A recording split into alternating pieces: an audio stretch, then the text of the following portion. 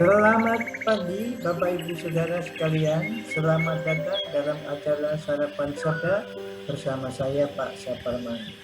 Sarapan kita pagi hari ini diambil dari Matius 12 ayat 43 sampai dengan ayat yang ke-45. Demikian firman Tuhan. Apabila roh jahat keluar dari manusia, ia pun mengembara ke tempat-tempat yang tandus mencari perhentian, tetapi ia tidak mendapatnya. Lalu ia berkata, aku akan kembali ke rumah yang telah kutinggalkan itu.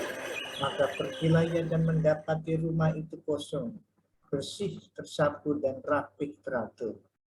Lalu ia keluar dan mengajak 7 roh lain yang lebih jahat daripadanya, dan mereka masuk berdiam di situ. Maka akhirnya keadaan orang itu lebih buruk daripada keadaannya semula. Demikian juga akan berlaku atas angkatan yang jahat ini.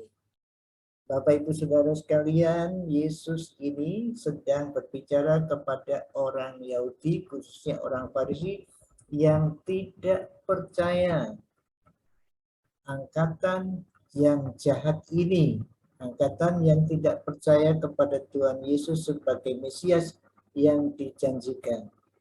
Walaupun demikian, ada di antara angkatan itu yang kerasukan setan dan ditolong oleh Tuhan Yesus.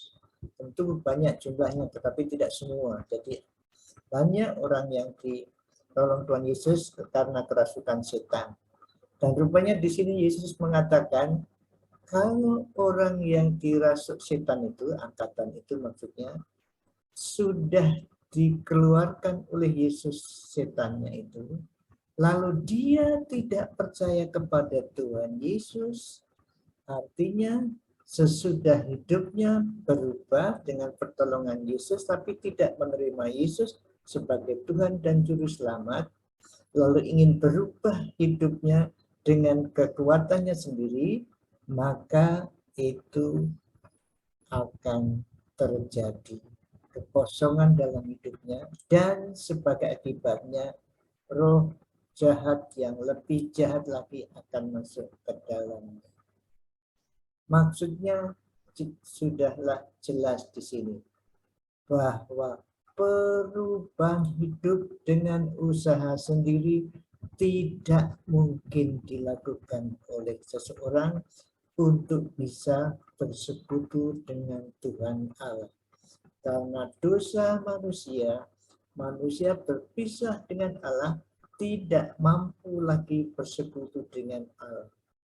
Dan secara khusus angkatan ini, angkatan yang dipilih Allah tetapi tidak mempercayai kepada Allah karena dosanya, sehingga angkatan ini tidak mau percaya, termasuk orang-orang yang mungkin diusir roh daripadanya. Tidak ada penjelasan lain yang menjelaskan bahwa orang itu percaya kepada Tuhan Yesus ya, tapi mungkin ada yang percaya, ada yang tidak. Orang yang dirasuk setan itu ada, di antaranya mereka yang dikeluarkan dari roh jahat, yang roh jahat itu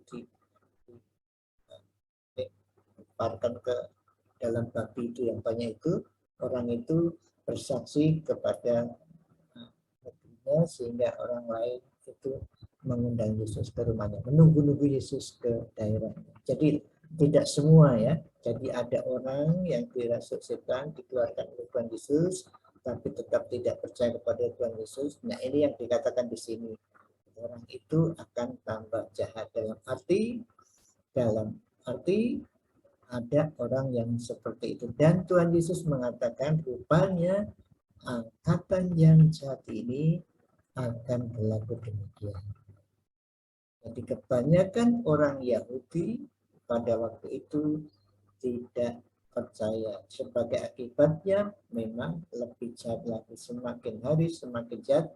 Bahkan yang menyalibkan Tuhan Yesus adalah lewat orang Yahudi yang menolong untuk dihukum mati kepada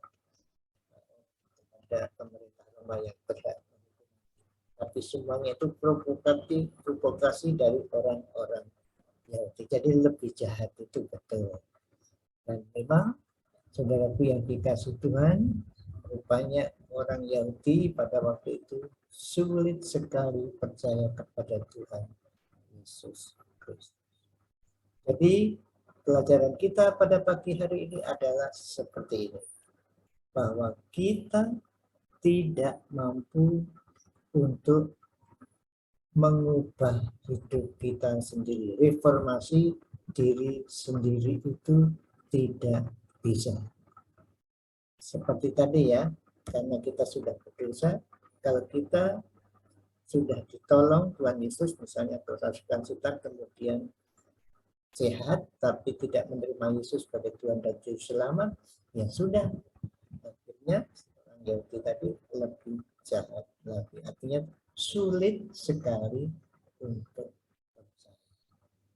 Orang Yahudi yang kemarin kita lihat juga minta tanda. Sudah banyak tanda, minta tanda lagi. Tapi tidak diberi tanda kecuali tanda Nabi Yesus mati di kayu salib untuk dosa-dosa. Jadi masih ada kesempatan orang bisa berubah, diubah hidupnya. Tapi sekali lagi, tidak bisa mengubah dirinya sendiri sedemikian rupa sehingga bisa bersekutu dengan Allah.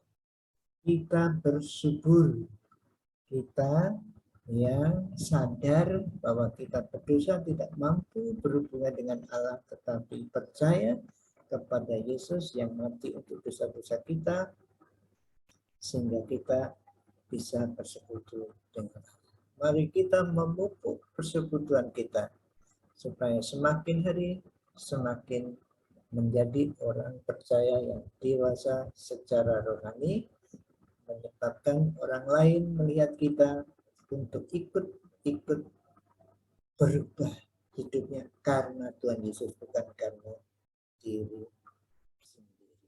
Dan kalau diubahkan oleh Tuhan Yesus, maka pada saatnya akan terus bersama-sama dengan Tuhan selama-lamanya di surga. Mari kita berdoa.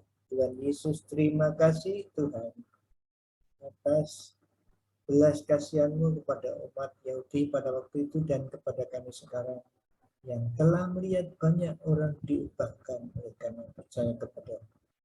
Jadikanlah kami, perubahan kami yang Engkau ubahkan ini, bukan kekuatan kami yang mengubah diri kami ini, menjadi sarana untuk perubahan orang lain yang diubahkan oleh Engkau sendiri. Kami berdoa untuk teman-teman sekitar kami supaya melihat kami dan merindukan perubahan hidup yang diubahkan oleh Tuhan. Karena manusia tidak ada yang mampu mengubah dirinya sehingga bisa bersekutu dengan Tuhan. Terima kasih Tuhan. Terima kasih. Dalam nama Tuhan Yesus. Amin. Selamat beraktivitas. Jaga prokes, pakai masker. Oh, sekarang sudah agak longgar. Kalau di ruang terbuka boleh tidak pakai, ya, tapi kalau lansia seperti saya ini masih perlu pakai.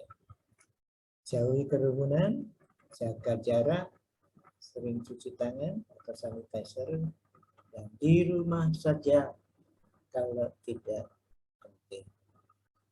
Tuhan Yesus memberkati Bapak Ibu Saudara dan saya. Amin.